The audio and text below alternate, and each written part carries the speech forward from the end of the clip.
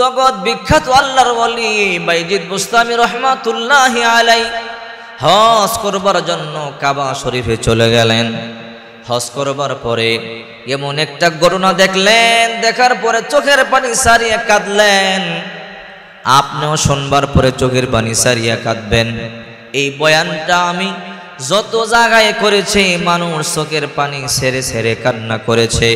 এই বয়ানটা শুনবার পরে পাথরের মতো হৃদয় হলো গলে যাবে, চোখ দিয়া পানি আসতে বাধ্য হবে। বাইজিদ বুস্তামি আল্লাহর ওলি, এমন বড় আল্লাহর ওলি, মুস্তাজাবুদ দাওয়া। হাত তুলে দোয়া করতে দেরি হয়, আল্লাহ তাআলা কবুল করতে দেরি হয় না। বৃষ্টি নাই, বাইজিদ বুস্তামি রহমাতুল্লাহ আলাইহি দোয়া করে আল্লাহ বৃষ্টি দিয়ে দাও। আল্লাহ পাক রব্বুল আলামিন সাথে সাথে বৃষ্টি দিয়া দিলেন। বাইজিদ এত বড় আল্লাহর ওলি কেমনে হইছে? মায়ের দোয়া এত বড় আল্লাহর ওলি হইছে। গভীর রাত্রে মা ডাক দিয়ে বলে, রে সন্তান আমার, বাইজিদ একটু পানি পান করাও। বাইজিদ ঘুম থেকে জাগলো, জাগার পরে পুরা ঘর তন্ন তন্ন করে তালাশ করলো, কোনো পানি নাই। বাইজিদ পানি আনবার জন্য বের হয়ে গেল। তখন তো আমাদের মতো এরকম ট্যাপের ব্যবস্থা ছিল না, কলের ব্যবস্থা ছিল না, কূপ থেকে পানি উঠাইতে হতো।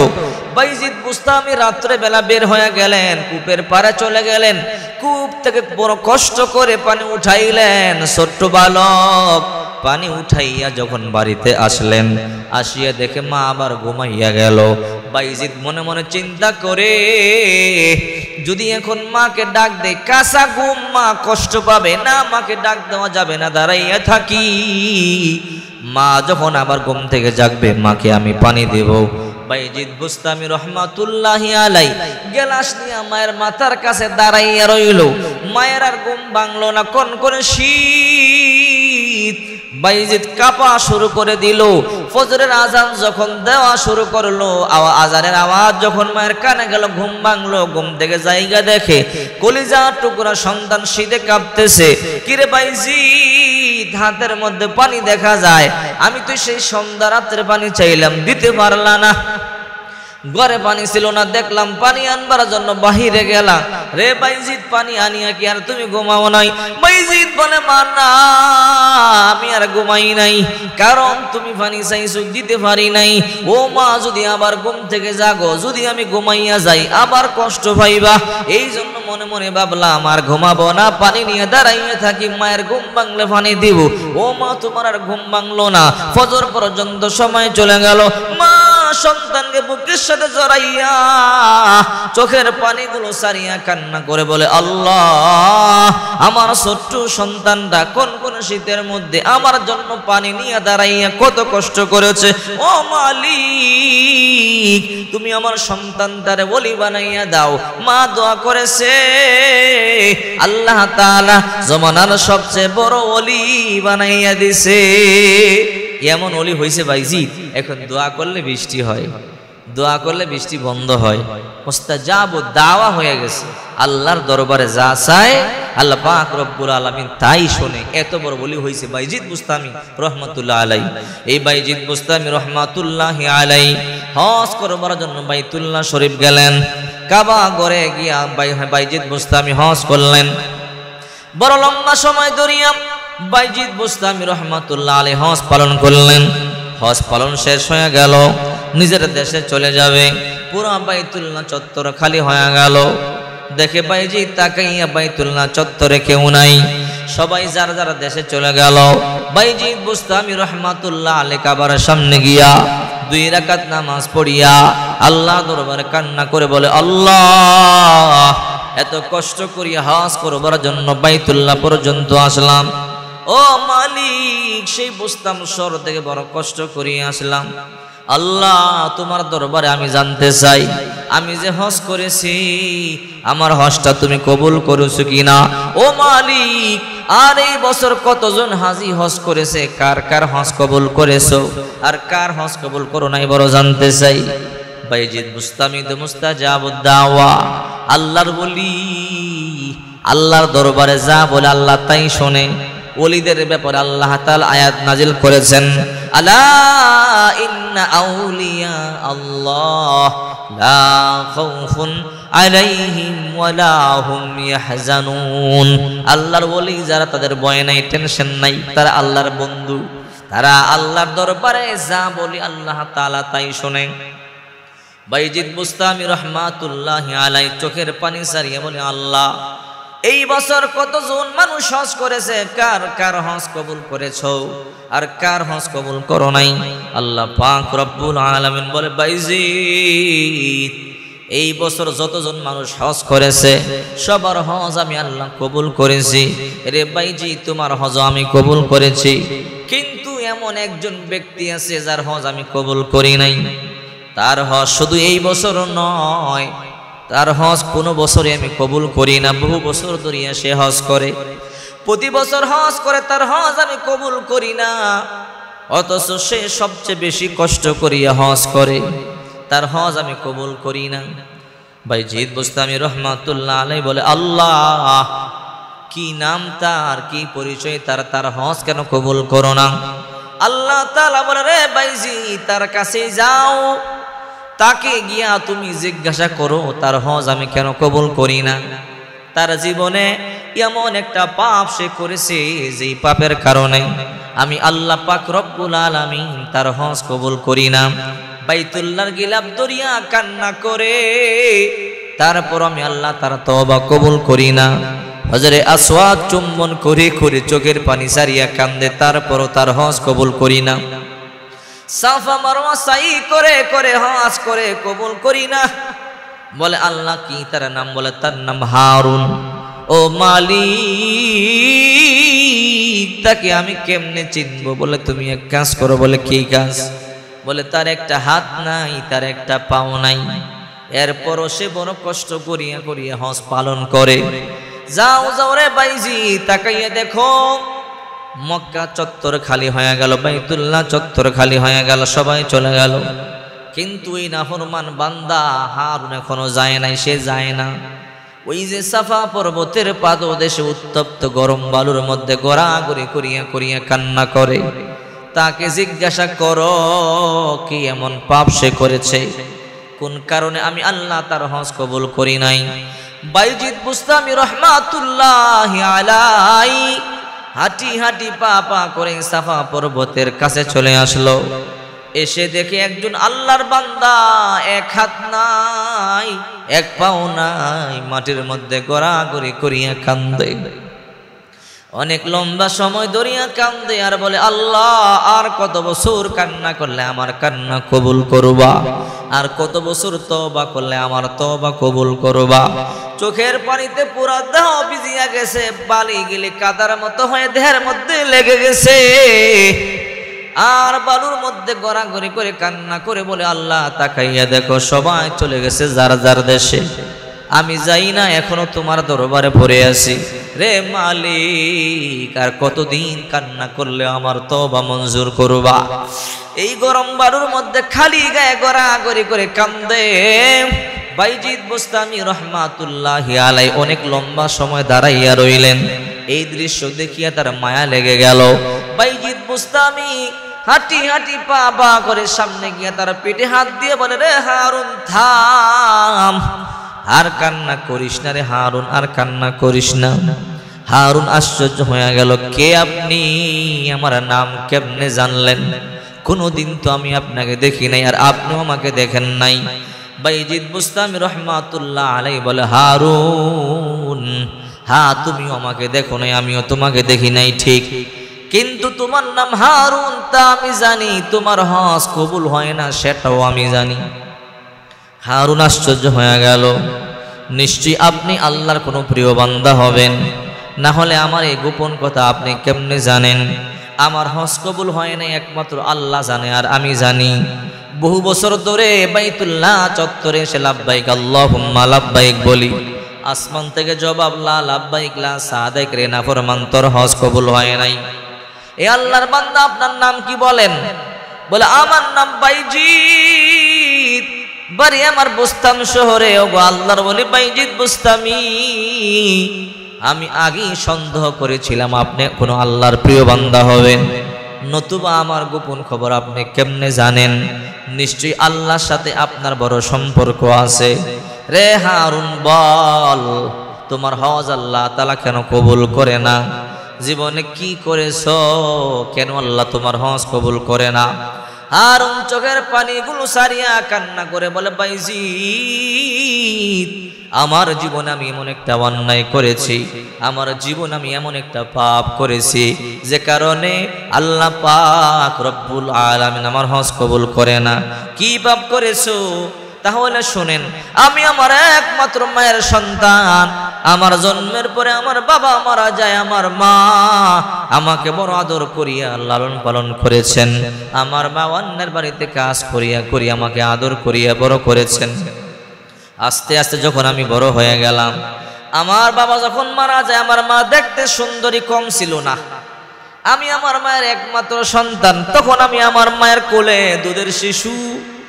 আমার নানা আমার মামারা আমার মাকে দ্বিতীয় বিবাহ দেওয়ার জন্য চেষ্টা করেছে, আমার মা দেখতে সুন্দরী কম ছিল না, অনেক পাত্র আসছে আমার মাকে বিবাহ করবার জন্য, কিন্তু আমার মা বিবাহ করে নাই, বলে আমার একমাত্র সন্তানকে সারিয়া আমি দ্বিতীয় সংসার করতে পারবো না, কারণ আমার সন্তানটার বাবা নাই। আমি মা যদি চলিয়া যায় আমার সন্তানকে কে দেখবে, কে আদর করবে, কে যত্ন করবে? ওগো আল্লাহর বলে বাইজিদ আমার বাবা মারা যাওয়ার পরে আমার মা দ্বিতীয় বিবাহ করে নাই, আমার দিকে তাকাই আমার মা জীবন যৌবন বিসর্জন দিয়েছে, অন্যের বাড়িতে কাজ করে করে আমার মা আমাকে আদর করে বড় করেছে, আমার মা আমাকে লালন পালন করেছে, শিক্ষিত বানাইছে। আমি যখন বড় হয়ে গেলাম আমার মা তখন বৃদ্ধা, আমার মা একদিন ডেকে বলে, রে সন্তান আমার, আমি যে কোনো সময় ইন্তেকাল করতে পারি, আমার বয়স হয়ে গেছে রে বাবা, তুই একটা বিবাহ কর, আমি আমার পুত্রবধূ দেখতে চাই, একটা নাতি পুতির মুখ দেখলে আমার কলিজা ঠান্ডা হবে। আমি বললাম, মা টেনশন করবা না, আমি বিবাহ করব, আমি আমার পছন্দ মতো আমার একটা বান্ধবীকে বিবাহ করিয়ে বাড়িতে নিয়ে আসলাম, দেখতে বড় সুন্দরী। আস্তে আস্তে সংসারটা যখন চলতেছিল, কিছুদিন পরে আমার বিবি আমার মাকে সহ্য করতে পারে না, বিবি খালি ঝগড়া করে। আমি যখন কাজ থেকে আসি আমার বিবি আমাকে বলে, ও স্বামী আমার, আপনার মা প্রতিদিন আমার সাথে ইচ্ছে করে ঝগড়া করে, আপনি আপনার মাকে কিছু বলেন। আমি তখন গিয়ে বললাম, মা আপনি কেন আমার বিবিকে জ্বালা যন্ত্রণা দেন? ও মা আপনি আর আমার বিবির সাথে ঝগড়া করবেন না। আবার আমি বললাম, ও মা কেন ঝগড়া করেন? আমার মা বলে, রে বাবা তোর বিবি ইচ্ছা করিয়া ঝগড়া করে, আমি ঝগড়া করি না। এমন করতে করতে আবার একদিন হঠাৎ করি আমার বিবি আমার কানে কানে বলে, রে স্বামী আমার, আপনার মা ইচ্ছা করিয়া ঝগড়া করে, আপনার মায়ের জন্য আমার মন ভালো থাকে না, আমি আপনার বেশি ভালোবাসতে পারি না, আপনার মাকে আপনি কিছু বলেন। ওই ছেলে দৌড়াইয়া গিয়া বলে, মা আপনি প্রতিদিন কেন আমার বিবির সাথে ঝগড়া করেন? বলে, আমি ঝগড়া করি না, তোর বিবি আমার সাথে ঝগড়া করে, আমার সহ্য করতে পারে না। একদিন, 2 দিন, 3 দিন চলে যায়। একদিন আবার হঠাৎ করিয়া কাজ থেকে আসলো, কাজ থেকে বাড়িতে ফিরবার পরে বিবি দৌড়াইয়া গিয়ে কান পরা দেয়, রে স্বামী আপনার বিবি আজকে আপনার মা ঝগড়া করেছে, বাড়ি থেকে বাইর করিয়া দেন, এই বুড়ির জন্য আপনি আর আমি আনন্দ করতে পারি না, ফুর্তি করতে পারি না, মজা করতে পারি না, এই বুড়ির ঘর থেকে বের করে দেন। বিবির প্রেমে পড়িয়া ও বাইজি আমি ঘরে গেলাম, ঘরে গিয়ে মারে বললাম, এ বুড়ি তোরে না কয়েকদিন ধরে বললাম আমার বিবির সাথে ঝগড়া করবি না, কেন ঝগড়া করো? মা বলে, রে সন্তান আমি তোর বিবির সাথে ঝগড়া করি না, তোর বিবি ঝগড়া করে। রাগ হইয়া ঠাস করিয়া আমার গালের মধ্যে একটা থাপ্পড় লাগাইয়া দিছি। আহারে 5টা আঙ্গুলের দাগ বসিয়া গেছে। আমার মা গালের মধ্যে হাত ধরিয়া চোখের পানিগুলো সারিয়া সারিয়া কানছে। কিছুক্ষণ পরে আমার মা আমার বিবিরে আমার ডাকিয়া বলে, রে সন্তান, রে পুত্রবধূ, আমার কথা কাউকে বলবা না। রে পুত্রবধূ, আমার সন্তান আমাকে মারছে, কিন্তু এই কথা কাউকে বলবা না, আমার সন্তানের ইজ্জত সম্মান নষ্ট হবে, কারো কাছে বলবা না। চিন্তা করেন কেমন মা! ছেলে কাজের মধ্যে চলে যায়, যাওয়ার সময় বলে, রে বুড়ি আজকে আমি কাজ থেকে আইসা যেন তোরে ঘরের মধ্যে দেখতে না পাই, এর আগে ঘর থেকে বের হয়ে যাবি। মা চোখের পানিগুলো সারিয়া কান্দে। সারাদিন মা কোনো কিছু খায় নাই, মা চোখের পানি সারিয়া কান্না করে, চিন্তা করে জালেম সন্তান আমাকে থাপ্পড় দিয়েছে, না জানি আজকে আইসা আবার আমার সন্তান আমার কেমন মাইটটা মারে। মা সারাদিন চকির কোনার নিচে মাথা দিয়া গুনগুন গুনগুন করে কান্দে, কোনো খাবার খায় না, পানি পর্যন্ত পান করে না, পুত্রবধূ পর্যন্ত নিয়ে কোনো খাবার দেয় না। সন্ধ্যাবেলা যখন আবার স্বামী কাছ থেকে আসে, পুত্রবধূ দৌড়াইয়া গিয়া মিথ্যা কথা বলে কান পরা দেয়, স্বামী আমার আপনি আপনার মার একটা থাপ্পড় দিয়ে কাজে গেছেন, সারাদিন আপনার মা আপনার বরদোয়া দিছে, ও স্বামী আমার তাড়াতাড়ি বুড়িরে এমন মার মারবেন যেন বুড়ি ঘর থেকে বের হয়ে যায়। ছেলের মাথা গরম হয়ে গেছে, বিবির প্রেমে পড়িয়া পাগল হয়ে গেছে, অন্ধ হয়ে গেছে। আমাদের সমাজের মধ্যে এমন সন্তান আছে, বিবির প্রেমে পড়িয়ে পাগল হয়ে যায়, মা বাবার সম্মান করে না, মা বাবার কোনো কথা শোনে না। ওই জালেম সন্তান ঘরে গেল, ঘরে গিয়ে মার চুল ধরিয়া টানে আর হেসরায় আর বলে, রে বুড়ি তোরে না বললাম ঘর থেকে বাহির হয়ে যাবি, কেন বাইর হও নাই? মা সন্তানের পা দুইটা জড়াইয়া ধরিয়া চোখের পানি সারিয়া কান্দে আর বলে, বাবা তুই আমার বাইর করিয়া দিস না রে সন্তান, নিজে না খাইয়া তোরে খাওয়াইছি, নিজে না পইরা তোরে পড়াইছি, তোর জন্য আমি মা কত রাত ঘুমাই নাই, তোরে বুকের মধ্যে দরিয়া দরিয়া দাঁড়াইয়া থাকছি, তুই যখন অসুস্থ ছিলি আমি মা রাত্রে এক ফোঁটা ঘুমাই নাই, কুলে করিয়া করিয়া সারা রাত কাটাইয়া দিছি, আমি মা অন্যের বাড়িতে কাজ করিয়া করিয়া তোরে খাওয়াইছি, আজকে তুই আমার চুল ধরিয়া টানো সারিয়া দে, আমি ব্যথা পাই। এই কথা বলতে দেরি জালেম সন্তান মায়ের পেটের মধ্যে ঠাস করি একটা লাথি মারিয়া দিছে। জনম দুঃখী মা পা সারিয়া জমিনের মধ্যে ভরিয়া গেছে, কলিজার মধ্যে ব্যথা শুরু হয়ে গেছে। মা চোখের পানি সারিয়া কান্দে আর বলে, রে সন্তান আমার কি করলি, কি করলি? এই পেটের মধ্যে তুই কেমনে লাথি দিলি? এই পেটে তোরে না 10 মাস 10 দিন গর্ভে ধারণ করেছি, এই বুকের দুধ আমি তোরে পান করাইছি, কেমনে লাথি দিলি? জালেম সন্তান বলে, রে বুড়ি কোনো কথা বলবি না, আজকে কাজে যাইতেছি, কাজ থেকে আইসা যেন ঘরে দেখতে না পায়, যদি দেখি তাহলে কিন্তু জবাই করে ফেলবো। জালেম সন্তান মাকে লাথি দিয়ে কাজে চলে গেল।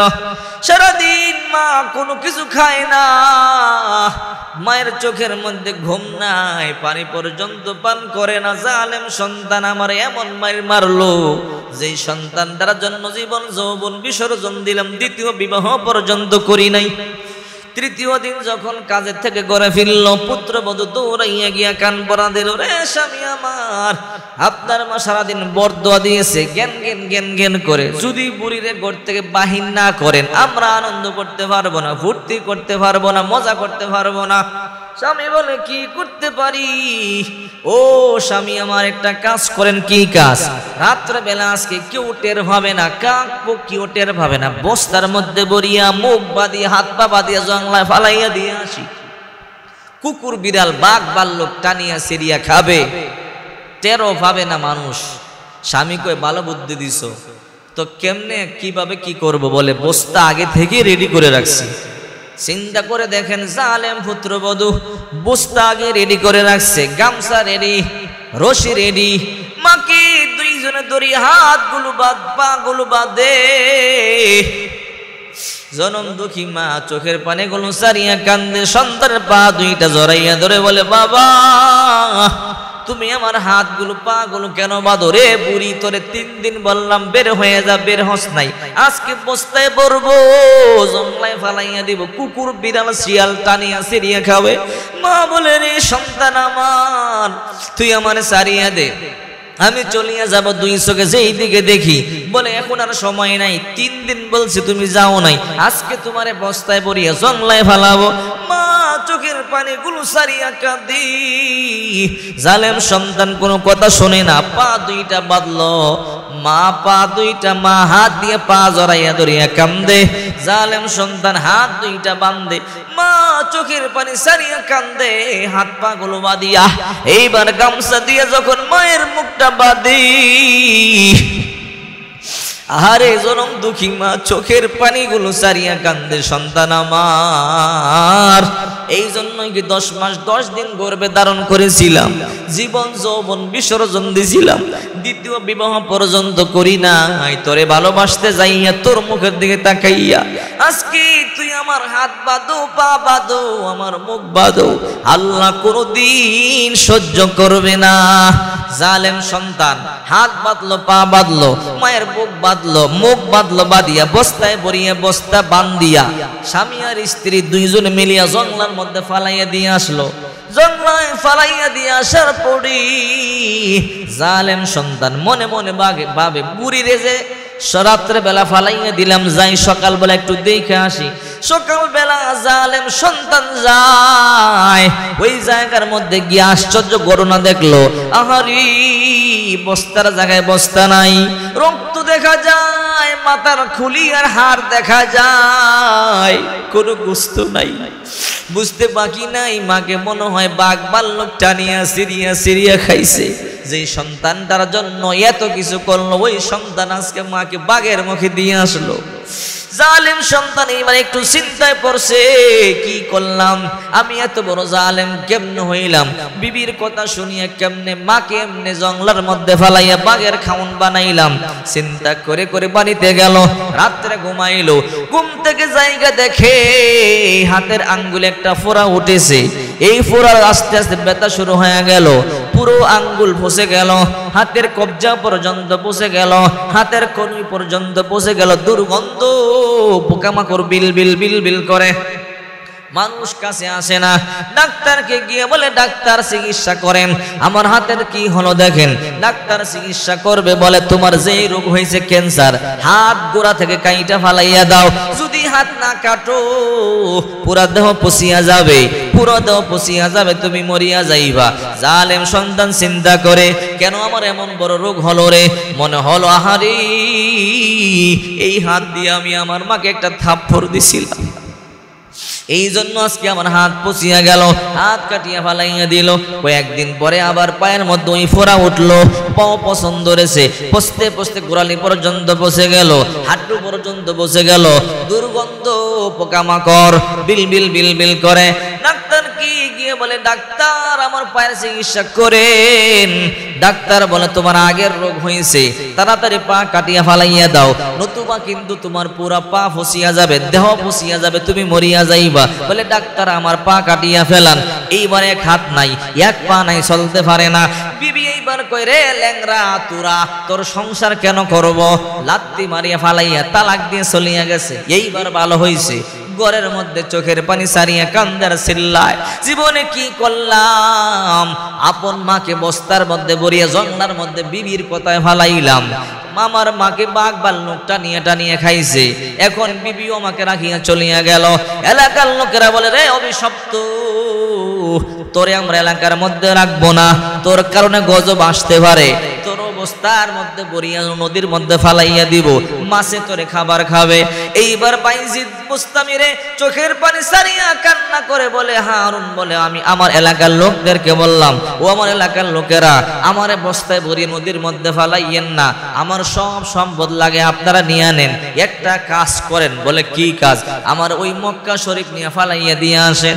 আমি জীবনে অন্যায় করেছি, বড় ভুল করেছি, বাইতুল্লাহর গিলাফ ধরে ধরে চোখের পানি ছেড়ে কাঁদবো, আল্লাহর কাছে ক্ষমা চাবো, মাপ চাবো, আল্লাহ নি আমারে মাপ করে। এলাকার লোকেরা কই, তাই হবে।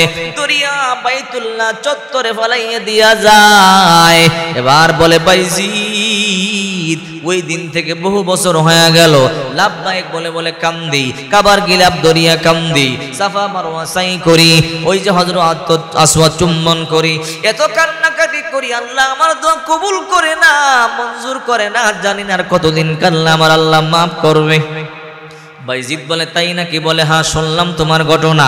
বাইজিদ বুস্তামি আশ্চর্য হয়ে গেল, হাত তুলে দোয়া করে, আল্লাহ তাকাইয়া দেখো কাবা চত্বর খালি হয়ে গেল, সবাই চলে গেল, আমিও চলে যাব।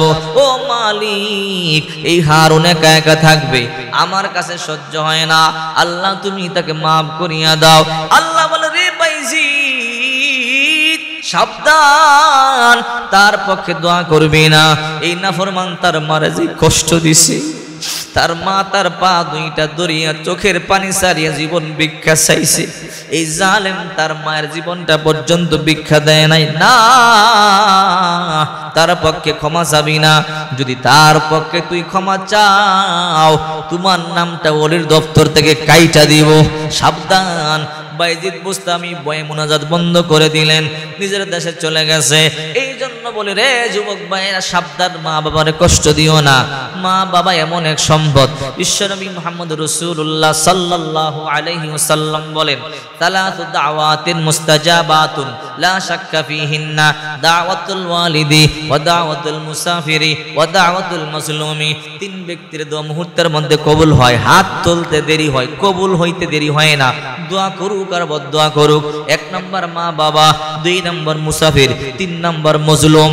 এই জন্য মা বাবারে কষ্ট দিও না। মা বাবা গরিব হতে পারে, ভিক্ষুক হতে পারে, অশিক্ষিত হতে পারে, পিতা মাতারে সম্মান করো।